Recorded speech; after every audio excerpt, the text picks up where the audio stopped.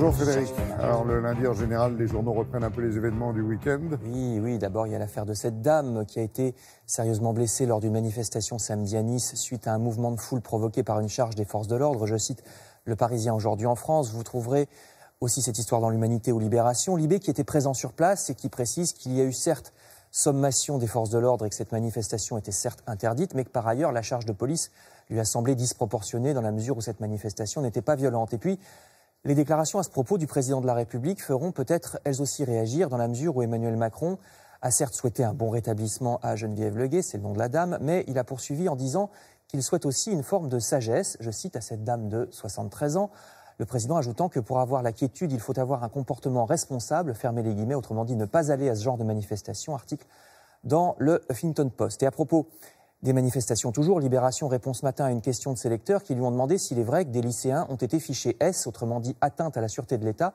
pour avoir simplement participé à une manif contre le système d'orientation Parcoursup. Eh bien, selon Libé, c'est pas certain, mais d'après plusieurs éléments, il est en effet très possible que ces lycéens aient été fichés S ou J, c'est une variante. C'est ce que nous dit le journal, alors je vous renvoie à l'article pour tous les détails, mais ça semble effectivement très probable. L'autre grande affaire d'aujourd'hui, c'est la visite du président chinois, dont on voit les traces dans la presse avec bien sûr des titres et des articles, c'est normal, comme ici en couverture à gauche des Échos, mais aussi plus étonnant avec ici à droite d'importantes publicités. Là, c'est une pleine page parue dans Le Parisien, ou bien surtout dans Le Figaro, il y a pas moins de 3 pages entières dans Le Figaro de publicité, ainsi qu'un supplément intitulé China Watch, dont la rédaction précise qu'il est rédigé par un journal chinois et non pas par Le Figaro.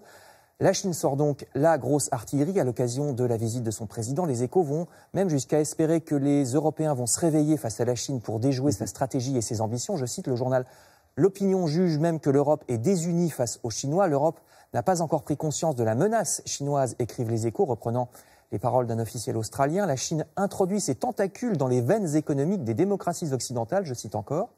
L'Europe n'a considéré jusqu'à présent l'envolée de l'économie chinoise que comme une opportunité et Bruxelles commence seulement à la considérer comme une rivale, je cite toujours, des pays comme la Hongrie, la Grèce, le Portugal, l'Italie semblent proches de céder à Pékin, tandis que le couple franco-allemand serait plus résistant. Seulement, y a-t-il encore un couple franco-allemand? Vous voyez Annegret Kramp-Karrenbauer, qui succédera probablement à Mme Merkel à la chancellerie allemande. Or non, il reste peu de choses du couple franco-allemand, écrit Libération, qui estime que depuis longtemps l'Allemagne ne tient plus aucun compte de la France ou de l'Europe et que Berlin ne s'intéresse à l'Europe que quand elle sert ses intérêts. L'Allemagne refuse toutes les propositions françaises dans toutes les matières. En revanche, elle exige que nous partagions notre siège au Conseil de sécurité de l'ONU. Elle exige que nous abandonnions le Parlement de Strasbourg pour qu'il parte à Bruxelles, sans faire jamais aucune concession en échange. Article dans Libération. Effectivement, c'est assez édifiant, vous lirez ça. Et puis je termine ce constat, hélas, pessimiste, par 2 articles du même ton. D'abord, à propos de l'égalité en entreprise. Dans notre pays, cette fois, les Échos croient savoir que le ministère du Travail serait sur le point d'amoindrir les obligations des entreprises en matière d'égalité homme-femme par rapport au projet initial qu'il avait.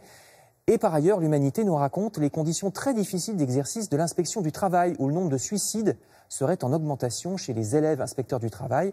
Les inspecteurs du travail sont de moins en moins nombreux, vous le savez, et disent ne plus pouvoir travailler correctement. Je vous renvoie à ces 2 articles.